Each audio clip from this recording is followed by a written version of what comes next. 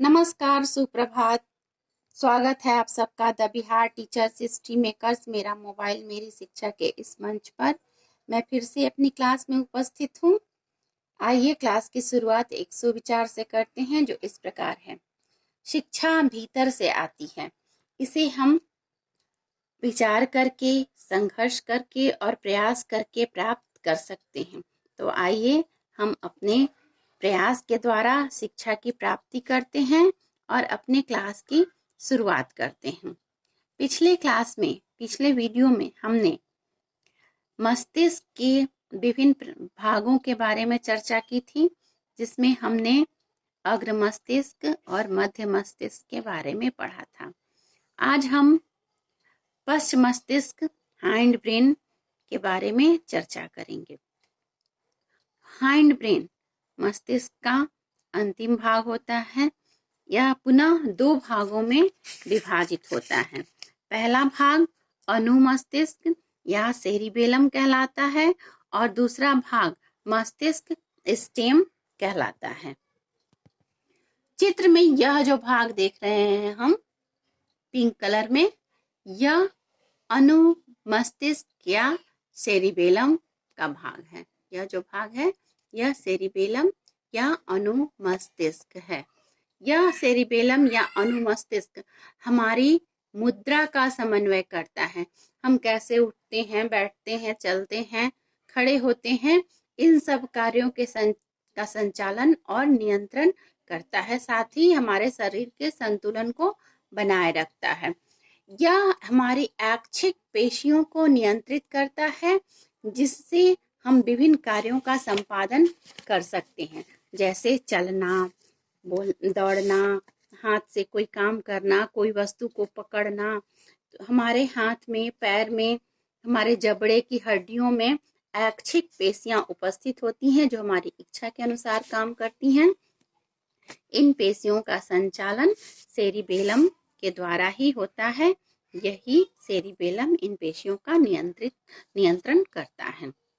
अब दूसरा भाग है मस्तिष्क स्टेम। मस्तिष्क स्टेम पुनः दो भागों में बटा होता है। पहला है पॉन्स वेरोलाई और दूसरा है मेडुला ऑब्लोंगेटा। इस चित्र में देखें, यहाँ का जो भाग दिखाई पड़ रहा है, यहाँ का भाग पॉन्स वेरोलाई कहलाता है और यह जो बेलनाकार संरचना है, यह बेलनाकार संरचना मेडुला ऑब्लोंगेटा कहलाती है। पॉन्स वेरोलाई हमारी श्वसन क्रिया को नियंत्रित करता है। मेडुला ऑब्लोंगेटा पीछे की ओर जाकर स्पाइनल कॉर्ड का निर्माण करता है। यह ब्रेन और स्पाइनल कॉर्ड के बीच आवेगों का संचालन करता है। मेडुला ऑब्लोंगेटा ब्रेन और स्पाइनल कॉर्ड से इनके बीच आवेग को संचालित करता है। यह श्वसन गति, रक्तचाप और हार्ट बीट को नियंत्रित करता है। स्पाइनल कॉर्ड हमारी अनैच्छिक क्रियाओं को नियंत्रित करता है, वैसी क्रियाएं जो हमारी इच्छा पर निर्भर नहीं होती हैं, जैसे पलक झपकाना, हार्ट बीट, छींकना, खांसना इत्यादि जो क्रियाएं हैं वह स्पाइनल कॉर्ड के द्वारा नियंत्रित होती हैं। प्रतिवर्ती क्रियाएं भी स्पाइनल कॉर्ड के द्वारा ही नियंत्रित होती हैं।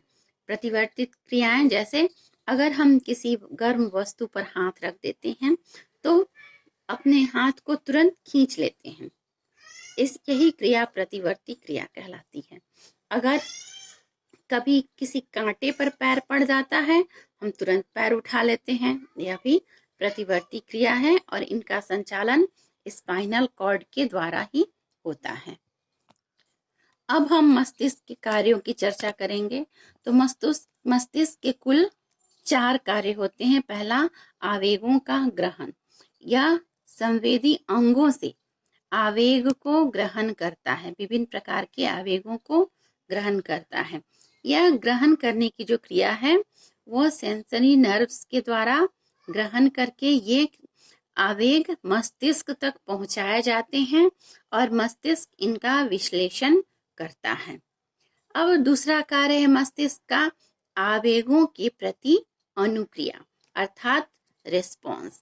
जब सेंसरी नर्व्स मस्तिष्क तक आवेगों को पहुंचा देते हैं, तो मस्तिष्क उन्हें रीड करता है, उनका विश्लेषण करता है और उनका जवाब देता है, अर्थात उनके प्रति अनुक्रिया करता है।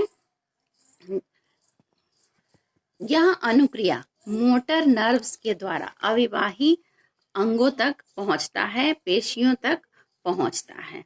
तीसरा कार्य है विभिन्न आवेगों का सहसंबंधन। तो मस्तिष्क एक ही समय में विभिन्न संवेदी अंगों से विभिन्न प्रकार के आवेगों को प्राप्त करता है। एक ही साथ मस्तिष्क को कई संवेदी अंगों से आवेग प्राप्त होते हैं। संवेदी अंग जो हमारी ज्ञानेंद्रियां हैं, जो पांचों ज्ञानेंद्रियां हैं, वे संवेदी अंग कहलाती हैं। तो इनके द्वारा प्राप्त जो आवेग होते हैं, एक साथ कई आवेग मस्तिष्क को प्राप्त होते हैं, जिनका समन्वय मस्तिष्क करता है, सहसंबंधन करता है, ताकि सभी क्रियाओं का संचालन कुशलता पूर्वक हो सके। चौथा कार्य है मस्तिष्क का सूचनाओं का भंडारण। मस्तिष्क में विभिन्न प्रकार की जानकारियां हमेशा एकत्रित होती हैं, जो हमारे ज्ञान के रूप में होती हैं। तो इस प्रकार से हम मस्तिष्क के चारों कार्य संपन्न होते हैं। अब है प्रतिवर्ती चाप। तंत्रिका कोशिका या न्यूरॉन में ये आवेग एक निश्चित पथ में या निश्चित राह में गमन करते हैं। इस पथ को, इस राह को प्रतिवर्ती चाप कहा जाता है।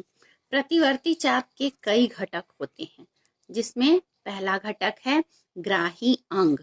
ये अंग विभिन्न उद्दीपनों को ग्रहण करते हैं। ग्राही अंग से उद्दीपन का ग्रहण होता है। दूसरा है संवेदना मार्ग। ग्राही अंग ग्रहण किए गए उद्दीपनों को संवेदी न्यूरॉनों के द्वारा संचारित करते हैं और इस मार्ग को संवेदना मार्ग कहा जाता है। अब ये आवेग तीसरे भाग तंत्रिका केंद्र में या मस्तिष्क तथा स्पाइनल कॉर्ड में पहुंचते हैं, जहां इनका विश्लेषण होता है और इनके प्रति अनुक्रिया होती है, आदेश जारी किए जाते हैं। तब ये चौथे भाग यानी प्रेरक मार्ग से, मोटर पाथ से मोटर न्यूरॉनों के द्वारा संचारित होते हैं। और पांचवा इसका घटक है अविवाही अंग। मोटर न्यूरॉन अविवाही अंगों तक इन आदेश को पहुंचाते हैं, जिससे हमारे शरीर में अनुक्रिया संपन्न होती है। यहाँ इस चित्र में देखें, यह ग्राही अंग है। ग्राही अंग से सेंसरी नर्व्स के द्वारा अनुक्रिया जाती है। यहाँ के केंद्र में तंत्रिका, केंद्रीय तंत्रिका तंत्र में, और यहाँ से जो आदेश प्राप्त होते हैं वे मोटर नर्व्स के द्वारा अविवाही अंगों तक जाते हैं। यह पूरे प्रतिवर्ती चाप का चित्र है। इस तरह से यह मनुष्य में तंत्रिका तंत्र के कार्य समाप्त होते हैं। फिर मिलते हैं अगले वीडियो में अगले लेसन के साथ। धन्यवाद।